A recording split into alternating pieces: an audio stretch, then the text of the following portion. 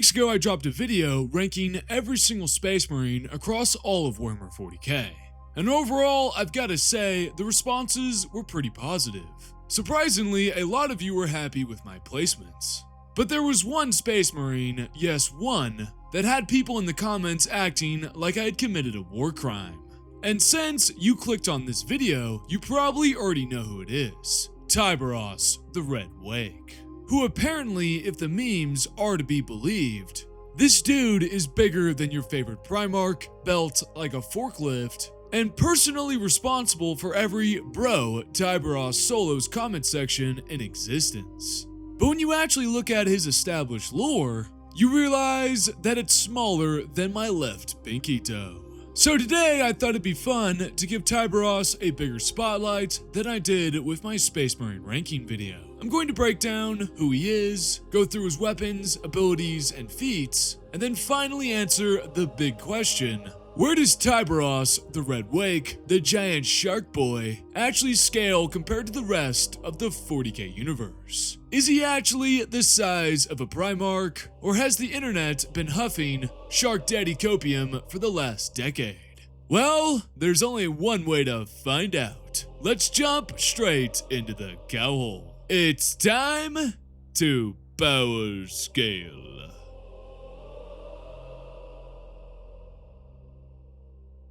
As always, first things first, who is Tyberos the Red Wake? Tyberos is of course the chapter master of the Carcharodons, better known as the Space Sharks. And at the same time, he also commands the chapter's first company, an elite force of Terminators known as the Red Brethren. Someone cooked here.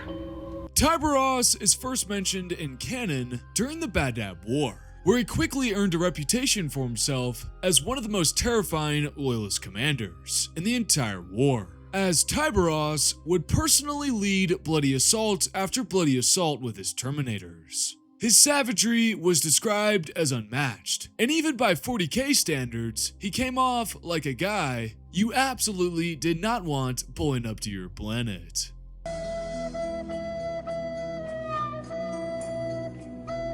And a huge part of that is because of Tyberos' intimidating figure, as throughout established canon, he is described as less like a man and more like a monster in power armor. For example, in Imperial Armor, Volume 10, The Badab War Part 2, we get this description of him. Never seen outside of his archaic suit of Terminator armor, his face, when revealed, was a corpse white nightmare, with half the bones of the face exposed in a bloodless grimace, while his eyes were a soulless, depthless black. Those that witnessed him in combat and lived to tell the tale spoke of him as a blood-splattered killing machine, moving almost too fast for the eye to see, and leaving nothing but mangled and shredded corpses after his passing, yet acting with precise and deadly intention in combat, as if every slaughter was coldly calculated beforehand, rather than a product of mere rage. And I don't know about you guys, but Tyberos sounds a lot like Baba Yaga, the boogeyman. Now, over the course of Tyberos' career, he has fought in the Badab War, taken part in several campaigns against the Tyranids, and played a major role in the Carcharodon series. Furthermore, in new leaked lore, Tyberos is said to have been attacked while collecting supplies by a rogue Chaos Corrupted Mechanicus Ruststalker. During this assassination attempt, his ancient Terminator armor was torn apart, and he was left with near-fatal wounds. A chaplain, believing him on the brink of death, even tried to place him into a dreadnought sarcophagus to preserve him. But Tyberos ripped himself free from the medical cables, staggered to his feet, and basically declared that he would rather spend the rest of his life drowning in the blood of his enemies than being entombed in a walking coffin. Oh my god, he's so goddamn cool! I mean, can you blame the guy? That sounds like a pretty shitty fate. And even I'll admit it, Tyberos is pretty damn cool for saying that. This fatal injury has fueled speculation that Tyberos may indeed cross the Rubicon Primaris and return even bigger, stronger, and somehow even more absurd than he already was. So like, I'm not kidding guys, he may come back even bigger than Gilliman at this point. But that's about it. I kid you not. Disappointed! all of Tyberos' lore really just comes from 4 books. Well, technically 3 books and a Bad Dab War campaign book. Carcharodons, the Silent Hunters, the Red Typh, and the Outer Dark, as well as Imperial Armor Volume 10, the Bad Dab War Part 2. And because I love my beautiful herd and wanted to make sure that I had all my information, I went through every single one of them. For fun, I counted how many times Tyberos was actually mentioned in these books, and the results were genuinely baffling. In Silent Hunters, Tyberos is mentioned only 12 times. In Outer Dark, he gets 63 mentions. In Red Typh, he shows up just 10 times. And in the Bad Dab campaign book, he only gets 9 mentions. Which gives us, drumroll please, a grand total of only 94 mentions across established canon. Can you believe that? Tyberos, the Red Wake, the giant shark Terminator boogeyman of 40k, Grimdank's favorite space marine, and the guy people swear is Primarch-sized, has fewer appearances than some side characters for Christ's sake. Like take John Chromaticus for example. Yes, I'm using John Chromaticus. He shows up over 250 times in The End and the Death Part 1. Just one book. Well, Tyberos has 94 mentions in his entire lore. In fact, in the book Silent Hunters, I'm not kidding, he basically just sits there and judges people. He's not ripping apart tanks, he's not suplexing Tyranids, and he's not one-shotting Hive Tyrants. He's just sitting there like an angry goth principal, silently judging everyone in the room. It's quite ridiculous. He's just standing there, menacingly. But hey, that's Tyberos for you. A character with a gigantic reputation, insane fanbase, incredible aesthetics, and somehow less lore than a grocery receipt. But now that we've covered who Tyberos actually is, let's move on to what really matters. His armor, his abilities, and of course, his feats.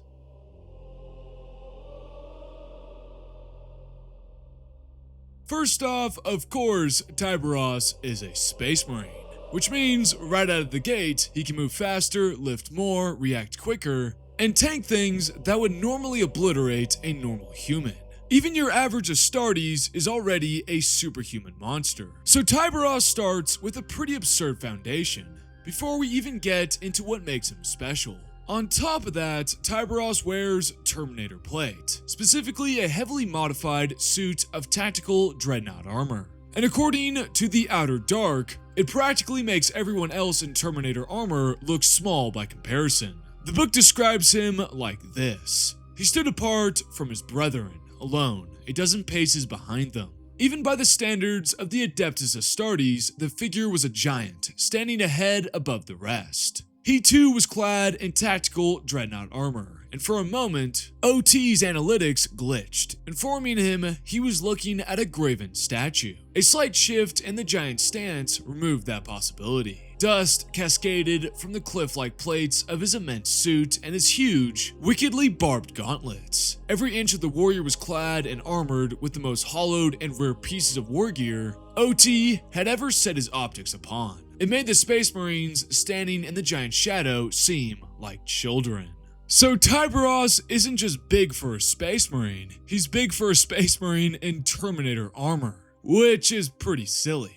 Along with being taller than literally everyone, his tactical dreadnought armor should massively increase his durability, allowing him to absorb more damage, as well as hit harder, and probably lift significantly more weight than your average Space Marine. Most likely somewhere in the 10 to 20 tons range, maybe even higher, depending on how generous you want to be with Space Marine scaling. Now, usually Terminator plate comes with the downside of reduced mobility. But weirdly enough, it doesn't seem to affect Tyberos. In fact, despite wearing the walking tank of his suit, he's still described as moving faster than the eye can track. It's also implied in newer lore, as I discussed earlier, that Tyberos has either crossed or will cross the Rubicon Primaris. If that actually happens, Tyberos would receive the same enhancements other Primaris Marines get. meaning he would become larger, tougher, and faster than his current firstborn self. In fact, the book, Dawn of Fire, Avenging Sun,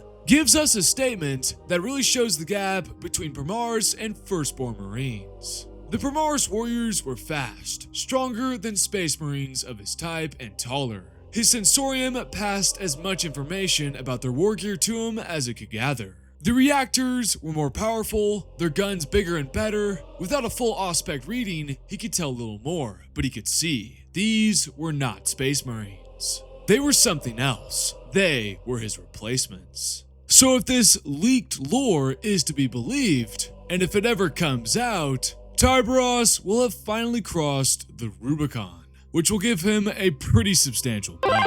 But as of right now, he is still a firstborn Marine in canon, so in today's video, that's the form of Tyberos I will be scaling. Sorry Sharkboy fans out there, but I gotta do this by the books. Now let's talk about his weapons. Tyberos wields Hunger and Slake, two ancient relic gauntlets that combined barbed power blades with inner maws lined with vicious teeth. But even cooler than that, their pattern and manufacturer are apparently unknown even to the adepts of Mars. These relic weapons originally belonged to the Ashen Claw's chapter master, but at some point Tyberos dueled him and defeated him, taking the two weapons and adding them to his inventory of death. And let me tell you guys, the Outer Dark has a great description of them. More terrible yet were the two great gauntlets he wore, named Hunger and Slake. The ancient fists combined wicked power talons with twin-linked underbite chain blades. The carnage they could unleash had to be seen to be believed. Like these fucking power claws are the Tooth Fairy or something. Power claws are already dangerous because they can tear through armor and flesh with ease. But Tyberos' weapons add chainsaw mouths underneath them because apparently regular weapons weren't enough. In canon, all we really see them do though is butcher Tyranids. But it's heavily implied that he's also reaped a serious blood tally during the Badab War. But all of this unfortunately happens off screen. The Red Wake also has a teleport Homer beacon, which allows him to teleport directly into combat alongside his personal guard. It's definitely a nifty tool and tactically useful, but from a power scaling perspective, it's not exactly game changing. Now let's move on to his actual feats. And let me tell you right now, the list is incredibly small. We do have some cool statements though, and yes, of course, I'm going to include all of them. Because at this point, we are scraping every Tyberos crumb Games Workshop has to give us. In the book Silent Hunters, Tyberos' face is legitimately described by an onlooker as the naked face of the Red Wake was death. A death that devoured prey with teeth sharp and jagged. Yeah, I mean that's literally the excerpt. So we know that he's apparently very scary to look at. And yes, I'm going to include that because there is nothing else to talk about in the Silent Hunters book. What a disappointment. One of Tyberos' actual combat feats comes from the Outer Dark, where he takes out an entire Tyranid boarding pod, all by himself, casually no-diffing several Tyranid warriors in the process. The combined force and speed of the Red Wake's attacks was without equal. It was to be expected that a hulking chapter master clad in tactical dreadnought armor would smash and break his way through almost any and all opposition. What opponents did not anticipate was how quickly Tyberos moved when roused to battle, how his gauntlets became a blur in the ichor slashed air, while his center of mass remained largely static, his thick plasteel and adamantium plates absorbing attacks with ease. The extra servo bundles in the armor's shoulders and arms allowed him to strike faster than even an unencumbered member of the Adeptus Astartes. It was this advantage that meant the first three Tyranid warriors to board the Nikor hardly managed to land a single blow. Te Karuangi, a dozen paces behind the Red Wake, hadn't even raised his staff. And that's actually a very important statement because it practically confirms something pretty nutty about Tyberos, that even while wearing Terminator plate, he can strike faster than even an unburdened Space Marine.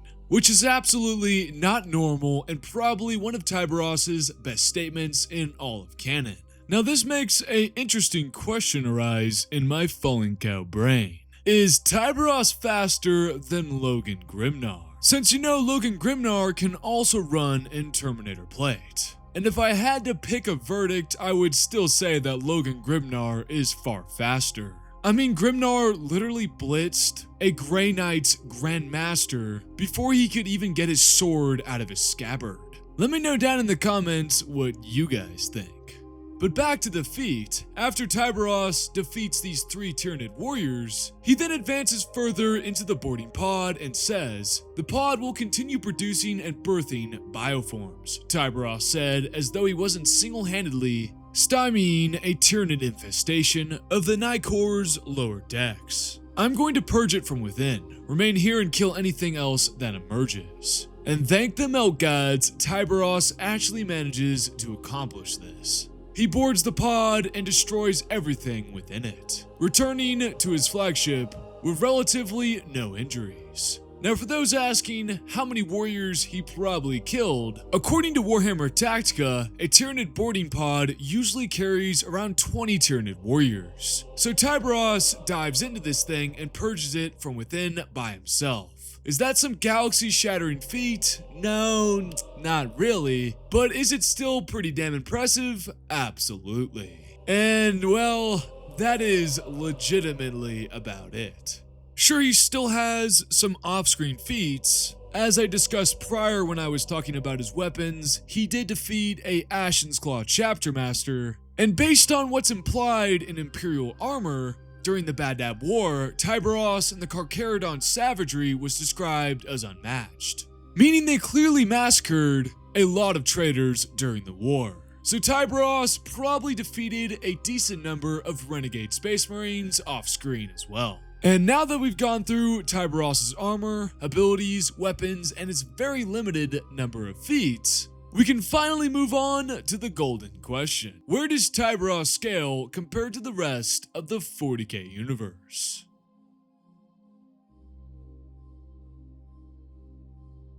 So this time around, we're going to be using some slightly different tiers, just to make things a little bit more specific and to dial things in a bit better.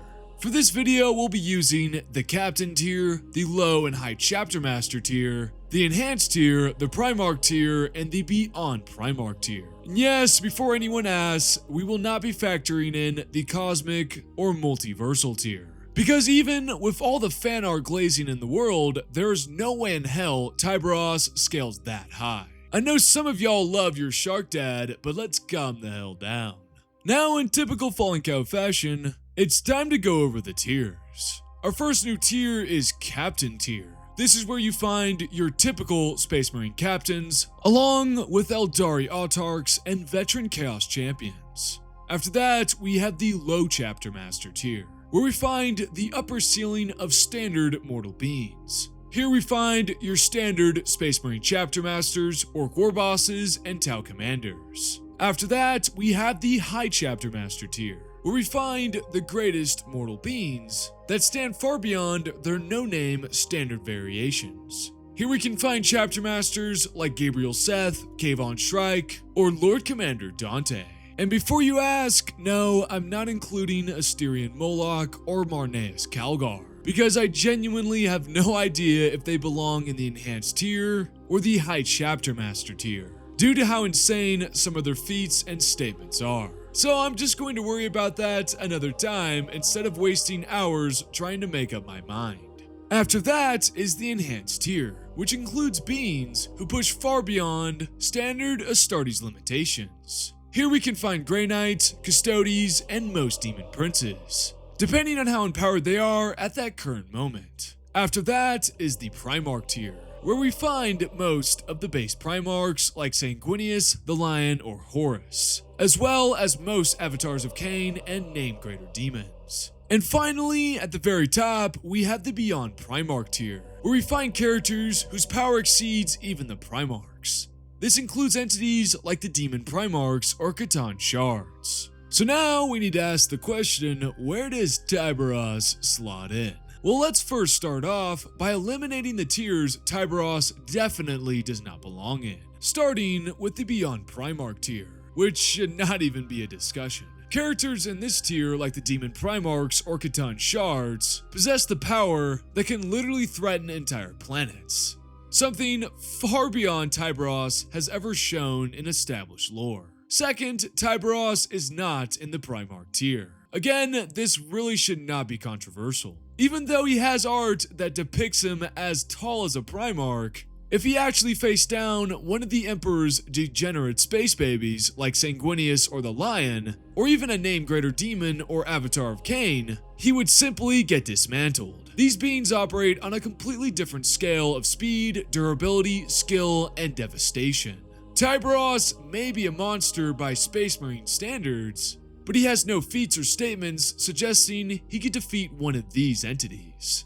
Then we come to the Enhanced tier. And honestly, I don't think he belongs here either. Take a Custodes for example. A Custodes is to a Space Marine what a Space Marine is to a Guardsman. And so, they are a massive leap in quality, speed, strength, reaction time, and skill. Tyberos is huge, heavily armored, and physically monstrous. But just like the Primarchs, there is no evidence to suggest that he can handle a Custodes in a straight up fight. A Custodian would most likely blitz him or overpower him through superior physical stats. Sure, he has a statement that says he's moving faster than the eye can track, but Custodes consistently operate on a level that makes even elite Astartes look sluggish by comparison. For example, in the Master of Mankind, we get this moment while the Custodians are fighting an endless tide of demons and Chaos Space Marines. And I would like to remind you all that these Custodians have been fighting for days without rest. They could simply overpower their enemies immediately with superior strength, speed, and armament. Instead, they learned from each and every fight. Ra Endymion exemplified this. He would parry twice or thrice, whether it was sword, axe, fang, or claw, following his enemy's movements with brief flickers of attention, then lashing back to impale, to cleave, to sever. According to the Archmandrite's data streams, no legionary had yet lasted more than 3 blows against his advance. So even with Tyberos' speed feat we discussed earlier, I don't think he's even coming close to matching blades with a Custodian. Then we have the Grey Knights. And realistically, the Grey Knights should also be able to deal with Tyberos. Their psychic powers alone should give them a huge advantage. I say should because I feel like Psykers are never correctly portrayed in 40k. A sufficiently powered Grey Knight could simply throw him around, strain him, attack his mind, or overwhelm him with warp-enhanced abilities that Tyberos has no defense against. Now, some Sharkboy fans out there are going to argue with me about this, but show me some feats or at least statements that say that Tyberos would survive a psychic onslaught by one of the Emperor's finest Grey Knights. So with all these tiers eliminated, that leaves Tyberos somewhere between the Captain, Low Chapter Master, or High Chapter Master tiers. And I think the Captain tier is way too low. Tyberos is not some random officer tier Astartes. He is most likely, at the minimum, a couple centuries old, has survived brutal campaigns including the Bad Dab War, commands one of the most savage and terrifying chapters in the Imperium, and has enough battlefield experience that he has clearly operated at the highest levels of Space Marine warfare for a very long time. On top of that, he has defeated the Ashenclaw's Chapter Master, and did indeed solo a Tyranid boarding pod, carving through multiple Tyranid warriors and purging the pod from within all by himself. Add to that the fact that he is literally a Chapter Master, and it only seems fair to place him at least in that bracket by default, unless the evidence strongly suggests otherwise, which it doesn't. So the debate comes down to low or high Chapter Master tier. And personally, I think Tyberos does not quite meet the qualifications for high Chapter Master tier, at least not based on the current evidence. Because when you start looking at what some of these other Chapter Masters have done, the difference is pretty obvious. For example, Gabriel Seth defeated an Eversor assassin all by himself, Kayvon Shrike helped defeat a Demon Prince alongside Corsaro Khan, and Dante straight up boxed Skarbrand, one of the stronger greater demons. So Tyberos absolutely has the fan support, he has the aura, He has the intimidating statements and the very cool factor. I'm not denying that, folks. But when you strip away the memes and look purely at his feats, the evidence is just not there to comfortably place him alongside these higher-end chapter masters. Could there be an argument for placing him at the very back end of the high chapter master tier? Well, sure, I think there is some sort of argument, mostly based on his monstrous physical form, his war gear reputation, and the implication that he is stronger than your average chapter master. But that argument feels more like a generous placement than an argument based on evidence. Because the truth is, I would bet good money that several other powerful chapter masters could also solo a Tyranid boarding pod under the right circumstances. So I apologize if I'm being a little too rigid, but I have to go with the evidence, the feats, and the statements. So I think Tyberos, the Red Wake, the gigantic Sharkboy, lands at the absolute top of the low chapter master tier, since I think he could probably solo most of the standard chapter masters, orc war bosses, and Tau commanders across the 40k universe. But when it comes to established chapter masters like say Gabriel Seth or Dante, I think the feats we have on page are nothing compared to the feats and statements we have from the characters in the high chapter master tier. He's clearly above captain tier combatants, but sadly he just doesn't have the resume needed to stand comfortably with the monsters that define the tiers above him. When he finally gets some new lore, which I assume will happen very soon, we can circle back and reevaluate Mr. Sharkboy. But of course, that's just my take, folks. If you think I'm completely wrong and Tyberos should be punching demon primarchs through walls or suplexing custodians, let me know down in the comments. I'm sure it's going to be a completely sane and rational conversation down there. Oh, I can't wait for the responses. Tyberos may not have a ton of feats, but he sure has a huge fanbase, and I might get hunted down and milked for this video. As always, a massive thank you to my Patreon and YouTube members: Impossible, Zai Blinky, Tyler Pick 7, Ritter S, Musty, Keydry, Seth Capizilla, Lag, Cunning Karkle, Caleb White, Dinkleberry, and Michael Skipper 7277. Your guys' support genuinely means a ton to me, and it really helps making videos like this one possible. But I digress. Stay milked, folks, and I have a special message from the Mootriarch. Stay milked and beautiful. This is the Mootriarch signing off.